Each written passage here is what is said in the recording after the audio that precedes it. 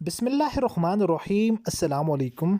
आई hopeful के आप सब लोग खैरियत से होंगे। प्यारे व्यूअर्स, आज की इस वीडियो के अंदर मैं आप लोगों के साथ डिस्कस करूंगा इंटेलिजेंस ब्यूरो का आप लोगों का रिज़ल्ट कब तक आएगा। सेकंड नंबर के ऊपर डिस्कस करेंगे कि रिज़ल्ट के अंदर आप लोगों के पासिंग मार्क्स कितने होंगे, चाहे आप लोगों ने जिस भी पोस्ट के लिए अप्लाई किया हुआ था और आप लोगों ने टेस्ट दिया है या आप लोगों का भी टेस्ट देना बाकी है। मेरिट कितना लगेगा इंटेलिजेंस ब्यूरो का, इसके अलावा मेरिट किस बेस के ऊपर लगेगा, क्योंकि यहाँ पर फीमेल्स अलग से होती हैं, ओपन कोटा आप लोगों का अलग से होता है, प्रोविजनल कोटा आप लोगों का अलग से होता है, इसके अलावा आप लोगों का अकलीती कोटा अलग से होता है। ये सारा जो है वो अलग अलग प्रोसेस होता है। मुकम्मल डिटेल के साथ इंशाल्लाह आप लोगों के साथ मैं डिस्कस करूँगा। और उसके बाद बात करेंगे इंटरव्यू क्वालिफाइंग मार्क्स कितने हैं।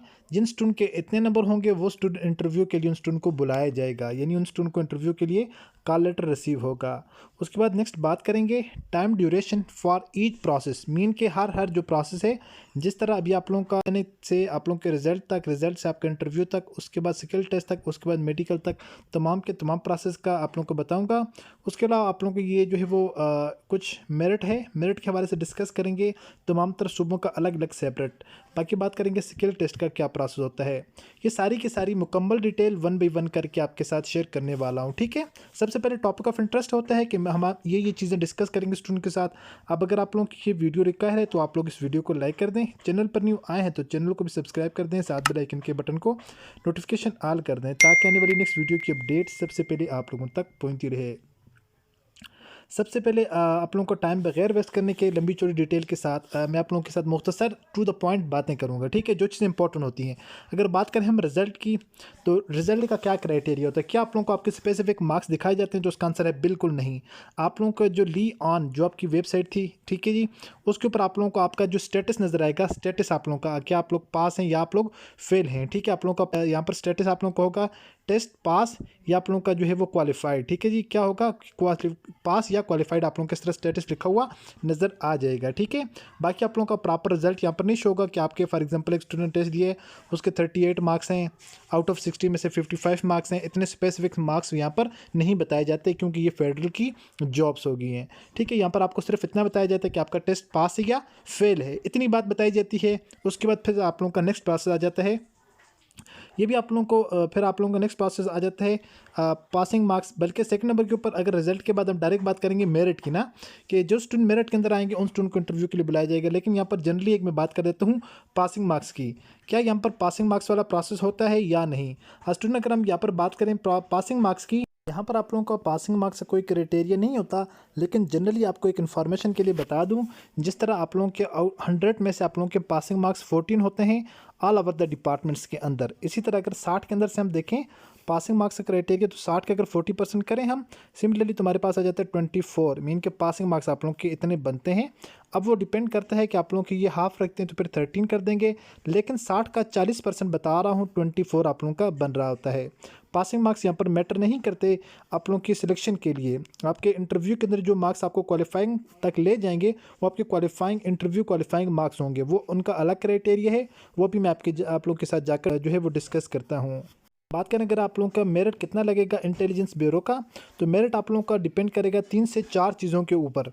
मीन के ये किस बेस के ऊपर मेरिट लगेगा, यहाँ पर जो है वो 3-4, एक आप लोगों का होता है ओपन मेरिट होता है, दूसरा आप लोगों का प्रोविजनल, मीन के आपके प्रोविंस बेस के ऊपर मेरिट होता है। फिर उसी प्रोविंस बेस के अंदर जो है ख्वातीन का जो फीमेल होती हैं, फीमेल के लिए आप लोगों का मेरिट यहाँ पर अलग से बनता है। यहाँ पर जो मिनॉरिटीज़ कोटा होता है उनके लिए अलग से सीटें होती हैं, मीन का उनका प्रोसेस आप लोगों से बाहर होता है, फीमेल का भी, और जो मिनॉरिटीज़ कोटा होता है उनका भी प्रोसेस, फीमेल का प्रोसेस। बाकी जो ओपन सीटें बच जाती हैं मेरिट वाली, उन मेरिट के वाली सीटों के ऊपर आप लोगों का प्रोविंस बेस का मेरिट लगता है। मीन के जिस तरह कोई पंजाब है, पंजाब में आप लोगों के अगर दो उनको जो है वो रूरल या अर्बन इन दोनों में अलग अलग सेपरेट डिवाइड किया है, तो फिर उनमें अर्बन वालों का अलग से लगेगा, रूरल वालों का यहाँ पर मेरिट आप लोगों का अलग से लगेगा, तो ठीक है, वो आपका प्रोविंस बेस पर लगता है।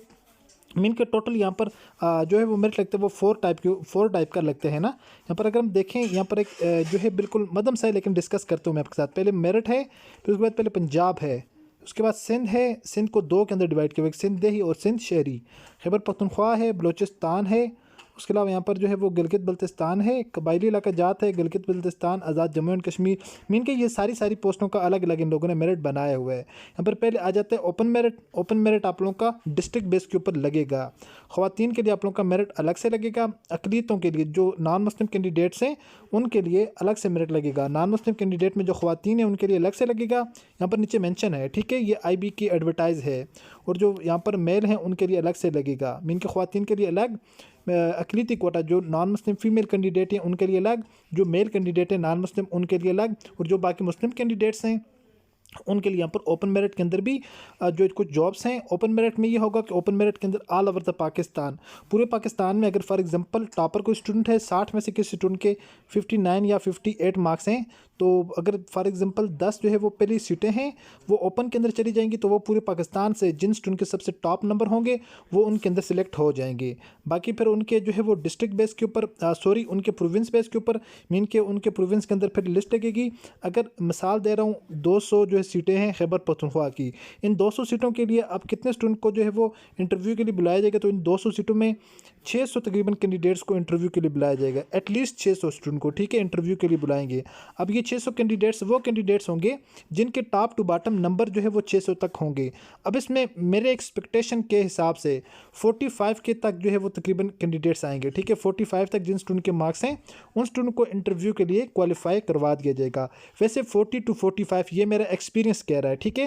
ये कोई अथेंटिक या ये नहीं है कोई मुझे सोर्सेज से बताया हो इतना मेरिट लगेगा, लेकिन मैं अपने एक्सपीरियंस से कह रहा हूँ कि 40 to 45 आप लोग का ऑलमोस्ट एक्सपीरियंस इतना आप लोग ऑलमोस्ट इतना आप लोग का लगेगा GD7 के लिए, क्योंकि इसकी ज़्यादा पोस्टें हैं। बाकी तमाम तर जो है वो आप लोगों की पोस्टों के ऊपर डिपेंड करता है। जितनी पोस्टें कम होंगी इतने कम कैंडिडेट्स को शार्ट लिस्ट किया जाएगा इंटरव्यू के लिए, क्योंकि एक पोस्ट के ऊपर 3 जो है वो कैंडिडेट्स को ऑलमोस्ट बुलाया जाता है इंटरव्यू के लिए। एक पोस्ट के लिए 3 कैंडिडेट्स को बुलाते हैं। अगर फिर फॉर एग्जाम्पल 10 पोस्टें हैं तो फिर उनमें 30 स्टूडेंट को बुलाया जाएगा। अब ये 30 स्टूडेंट वही होंगे जिनके 60 में से ये स्टूडेंट 60 में से लेकर 55 प्लस ही होंगे, 55 प्लस वाले स्टूडेंट ही होंगे। तकरीबन इतने स्टूडेंट जो आ जाते हैं इतनी ड्यूरेशन के अंदर। आई होप स्टूडेंट के बेसिक कंसेप्ट आप लोगों के जहन में आ चुका होगा। बाकी आप लोग जो है वो जॉब्स देख लें, हर जो पोस्ट है स्पेसिफिक जिस जो है वो डिपार्टमेंट्स के अंदर, फॉर एग्जांपल IB जो है वो 7 के लिए अगर 100 सीटें हैं तो फिर उस हिसाब से 300 स्टूडेंट को बुलाया जाएगा। उन हिसाब से 300 स्टूडेंट में फर्स्ट अगर लिस्ट के अंदर देखें 300 स्टूडेंट में जो है फिर वो 45 तक स्टूडेंट आए जाएंगे, ठीक है। क्योंकि टॉप जो है वो टॉप 10 के अंदर मीन के 60 से 50 के अंदर इतने ज़्यादा बहुत ज़्यादा कम स्टूडेंट होते हैं, ठीक है। फिर उसके बाद 50 तक 60 से 50 तक कम ही होते हैं। फिर 50 से नीचे जो है वो जो है फॉर एग्जांपल 49 के ऊपर 10 20 30 स्टूडेंट होते हैं, ठीक है। इतने ऑलमोस्ट उनके मार्क्स होते हैं, तो फिर मेरिट इसमें इसके नीचे बहुत ही लो आता है। अब जो आप लोगों को ये लियॉन वाले हैं, लियॉन जो वेबसाइट है वहाँ पर आप लोगों को जो मेरिट लिस्ट बताएंगे वो just and just selected candidate mean के जिन स्टूडेंट को फाइनली इंटरव्यू के लिए सिलेक्ट किया जाएगा उन्हीं स्टूडेंट की यहाँ पर वो लिस्ट लगाएंगे। बाकी जो है वो सारे के सारे स्टूडेंट का प्रॉपर रिजल्ट भी नहीं दिखाएंगे और ना ही सारे के सारे स्टूडेंट को इंटरव्यू के लिए बुलाया जाएगा। जस्ट जिन स्टूडेंट का नाम शॉर्ट लिस्ट होगा इंटरव्यू के लिए उन्हीं स्टूडेंट को इंटरव्यू के लिए वो क्वालिफाई करेंगे या बुलाएंगे। ये आप लोगों को हो जाएगा जो है शॉर्ट लिस्टिंग का प्रोसेस। एक सीट के लिए 3 स्टूडेंट को बुलाएंगे, वो सीटों का हिसाब होगा। नेक्स्ट वीडियो के अंदर हम इंशाल्लाह हर वो सारी की सारी सीटों को अपने सामने रखकर उनके हिसाब से आप लोगों को एक्सपेक्टेड मेरिट बताएंगे। लेकिन ऑलमोस्ट ये है कि सारे के सारे स्टूडेंट्स आप लोग तकरीबन 40 प्लस वाले स्टूडेंट को एक्सपेक्टेड है कि उनको इंटरव्यू के लिए उनको शॉर्ट लिस्ट कर दिया जाएगा। अगर एक सीट के लिए 5 कैंडिडेट्स को इंटरव्यू के लिए बुलाया। अब बात करेंगे कि आप लोगों का रिजल्ट कब तक आ जाएगा, कितना टाइम लगेगा। टाइम ड्यूरेशन की बात करें, कोई भी अगर डिपार्टमेंट्स होता है उसका जिस वक्त आप लोगों का टेस्ट होता है, टेस्ट के बाद तकरीबन 25 से 1 महीना, ठीक है, 25 दिन से 1 महीने तक तकरीबन ऑलमोस्ट टाइम लग जाता है रिजल्ट आने में। बाकी कुछ जो हो और ये डिपेंड करता है कि आगे उनके पास कितने एट अ सेम टाइम उनके पास जो है वो फर्दर वैकेंसीज़ हैं या फर्दर कोई प्रोग्राम है जिनके ऊपर वो वर्क कर रहे हैं, ठीक है। अगर उनके पास फर्दर भी काफ़ी सारे प्रोग्राम्स हैं, कोई फर्दर प्रोसेस उनका लगा हुआ है, फिर आप लोगों का रिजल्ट थोड़ा महीना 1 से 1.5 महीना लग सकता है। अदरवाइज़ 15 से 25 दिन, ठीक है, ये आप लोगों का इतना टाइम होता है। उसके बाद आप लोगों का रिजल्ट शो हो जाता है, चाहे वो जिस फॉर्म में भी हो, चाहे वो मेरिट लिस्टों की फॉर्म में हो या जिस फॉर्म के अंदर भी आप लोगों का रिजल्ट आना हुआ हो। बाकी बेस मैंने आप लोगों को बता दी है कि आप लोगों का प्रोविंस बेस के ऊपर आप लोगों का जो है वो मेरिट बनेगा। जिस तरह KPK का अलग जो है वो इनमें से इतनी सीटें होंगी उसके हिसाब से बनाएंगे।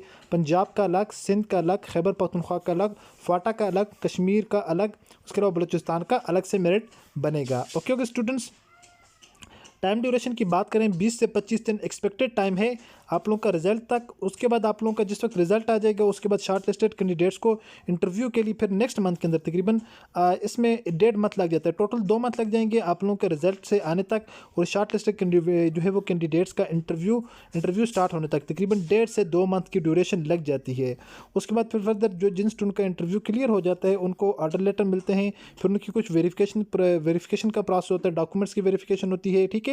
उसके बाद आप लोगों के नादरा आईडी कार्ड की वेरिफिकेशन होती है, बोर्ड के जो डॉक्यूमेंट्स होते हैं डीएमसी वगैरह उनकी वेरिफिकेशन करवाते हैं, ठीक है, ये प्रोसेस होता है। उसके बाद फिर आप लोगों का मेडिकल, उसके बाद आप लोगों की ज्वाइनिंग। तो टोटल सारे के सारे प्रोसेस में अप्लाई करने से लेकर जो है वो फाइनल आप लोगों की सिलेक्शन तक बाज़ डिपार्टमेंट के अंदर 9 महीने होते हैं, बाज़ डिपार्टमेंट के अंदर 7 मंथ आप लोगों के होते हैं। और मोस्ट ऑफ द टाइम ये जो पुलिस वगैरह के KPK के अंदर बाकी जो पुलिस का प्रोसेस होता है इनमें एटलीस्ट जो है वो 6 मंथ होते हैं और ज़्यादा से ज़्यादा जो है वो 8 से 9 मंथ के अंदर सारे के सारे प्रोसेस को ख़त्म करना होता है। बस टाइम आगे पीछे हो जाता है, फिर ये फर्दर एप्लीकेशन देकर उसको एक्सटेंड करवा लेते हैं। बाकी स्किल टेस्ट की अगर बात करें, स्किल टेस्ट भी आप लोगों का इंटरव्यू से पहले होता है। जिन पोस्टों के लिए स्किल टेस्ट होना हुआ अकॉर्डिंग टू एडवर्टाइज, उन पोस्टों के लिए उन तमाम तरह कैंडिडेट्स को भी इसी तरह प्रोसेस होता है। स्किल टेस्ट के लिए एक पोस्ट के लिए स्किल टेस्ट में एक पोस्ट के लिए 5 कैंडिडेट को बुलाया जाता है, क्योंकि जिन स्टूडेंट का फिर यहाँ पर फर्दर अगेन अलग से मेरिट बनता है, ठीक है। जिन स्टूडेंट का स्किल टेस्ट क्लियर होता है, जिनका नहीं क्लियर होता, फिर इनका प्रोसेस होता है। उसके बाद फिर फर्दर जहाँ से जो स्टूडेंट स्किल टेस्ट से क्लियर हो जाते हैं उसके बाद उनका इंटरव्यू लिया जाता है। इंटरव्यू के लिए 1 से 3 कैंडिडेट्स को बुलाया जाता है। बाज़ टाइम फिर ये इसी स्किल टेस्ट के अंदर इंटरव्यू के साथ साथ स्किल टेस्ट दिया जाता है और बाज़ टाइम स्किल टेस्ट अलग और इंटरव्यू आप लोगों का अलग अलग कंडक्ट किया जाता है। ये डिपेंड करता है डिपार्टमेंट्स के ऊपर, अदारे के ऊपर और रीजन के ऊपर जो आप लोगों का प्रोसेस चला रहा होता है। आई होपफुल स्टूडेंट के सारी की सारी चीज़ें आप लोगों को समझ आ चुकी होंगी। ये आप लोगों के साथ जो इन्फॉर्मेशन शेयर की है इंशाल्लाह अथेंटिक टू द पॉइंट चीज़ें और जो है कंफर्म जो अपना एक्सपीरियंस है वो मैंने आप लोगों के साथ शेयर किया है। होपफुल स्टूडेंट की सारी चीज़ें आपको समझ आ चुकी होंगी। मिलता है नेक्स्ट वीडियो में इसी तरह एक और इन्फॉर्मेटिव वीडियो के साथ। अपनी दुआ में याद रखिएगा और देखते रहिएगा चैनल वे ऑफ लर्निंग। अल्लाह हाफिज़।